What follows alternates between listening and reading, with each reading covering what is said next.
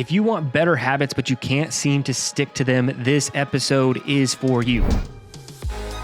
So if you flash back to when I was 26 years old, I was broke and busy. I was hustling and I barely knew what a habit was. I would have told you at the time that I totally knew what a habit was, but I didn't really know how to form a habit and how it actually worked. Now you fast forward to today, and I've helped thousands of entrepreneurs build habits. I have multiple seven-figure businesses. We've hit the Inc. 500 2 different times. And in the strength and conditioning world, I've coached over 20,000 people online. And it all comes back to habits, how you build habits. So I'm going to go over the 6-step framework I have for building habits. I've refined this over the years and use this with a lot of people. So let's jump right into it. The first thing you need to do is go small. This is where everyone screws it up. You are not going small enough when you are creating your habits. It's just like strength training, fitness, anything in that realm. If you decide you want to go back squat 500 pounds and you're like, okay, well, then all I need to do is go load the bar to 500 pounds and squat it.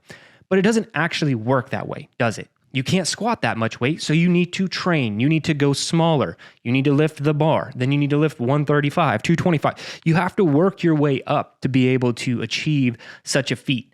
And it's no different in our habits. You want this, I'm going to go train, exercise 7 days a week, or I'm going to create this habit or system in my business. But in reality, you haven't done anything like that in the past. So why do you think that you can just jump to this big, massive habit when you don't actually have that capability? And I purposefully want to challenge you here. Are you even capable of the habit you want to achieve? If not, and most of the time the answer is you are not capable, you need to go smaller. Go incredibly small.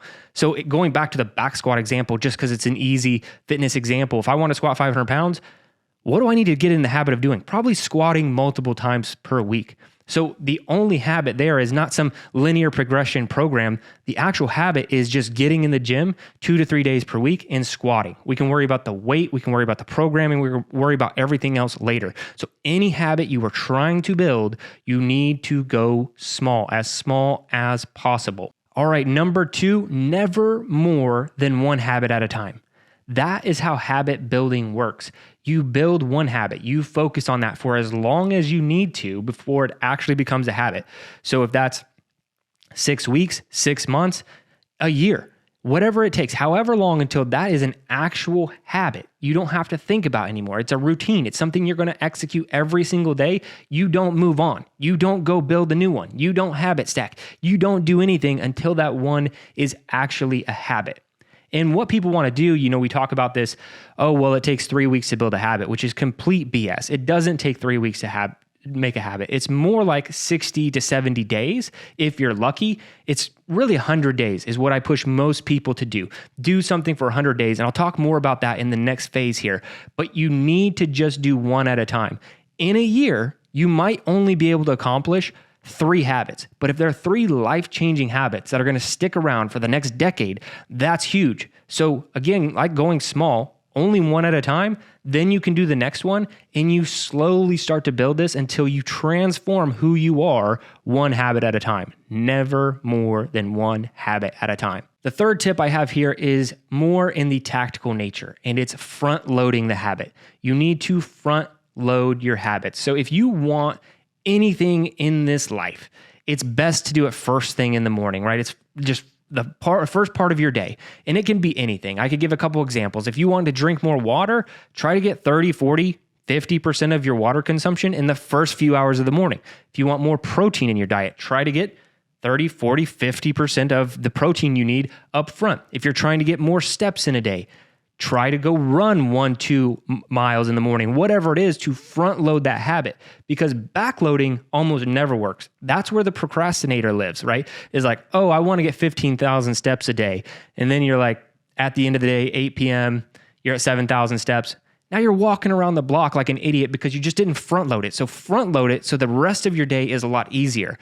And it's a lot easier to get things done in the morning when you don't have as many things pulling you in all these different directions. So I don't care what the habit is. If you can front load as much of it as you possibly can at the beginning of the day, or if it's just a task that's a single thing that needs to get it done first thing in the morning, front load it so you don't have to worry about catching up at the end of the day. Because even if you're able to stick to that, procrastination habit, which is where I didn't do it all day and now I'm going to do it later in the day, you're really just building the procrastination habit.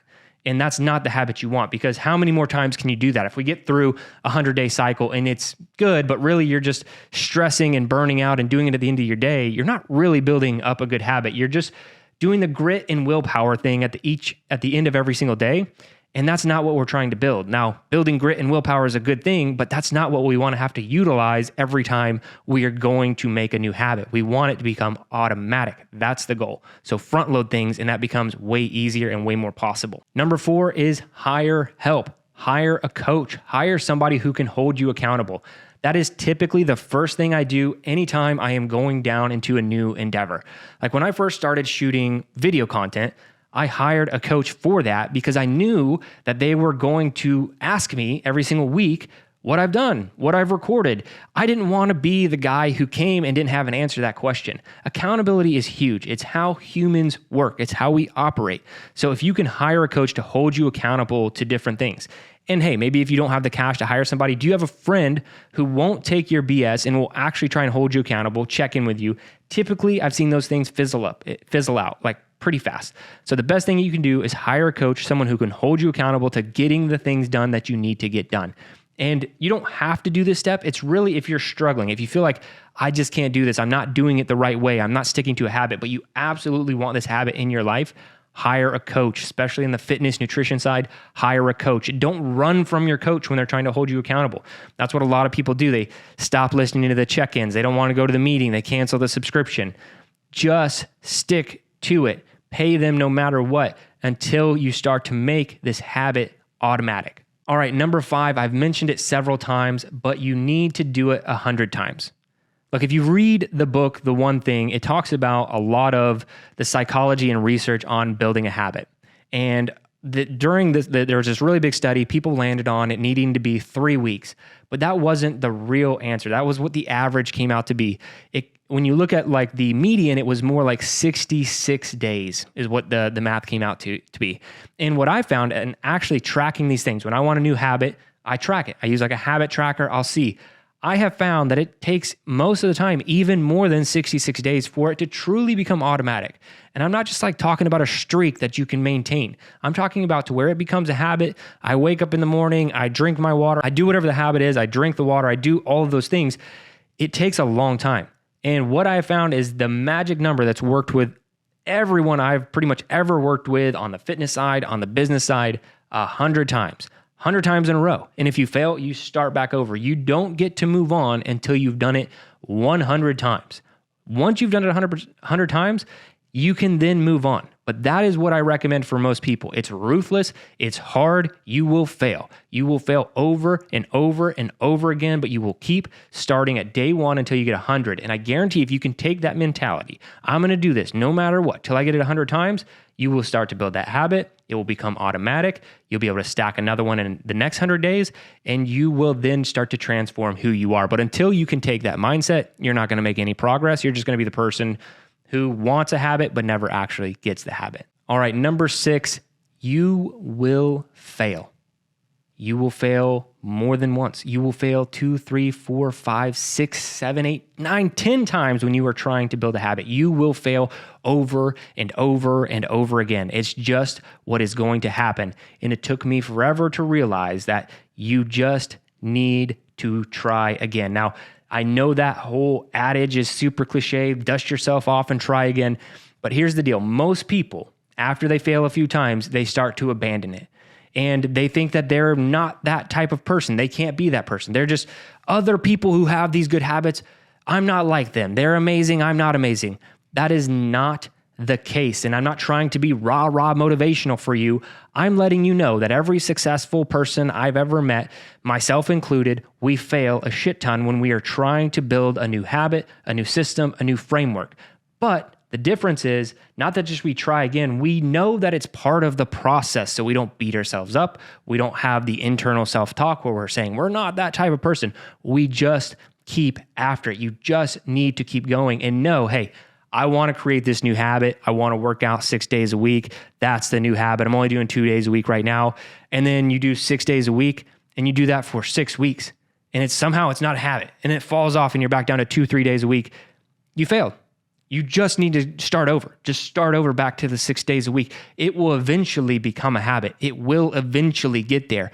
But you have to know that failure is a part of the process for every single person who's ever tried to build a habit ever. It's incredibly hard. It's one of the hardest things humans can do.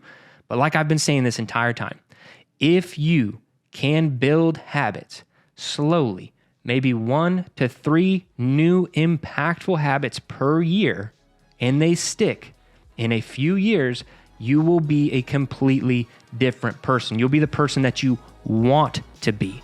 But it takes a lot of effort, and you can't stack 57 habits this year. It's 1, maybe 2, maybe 3.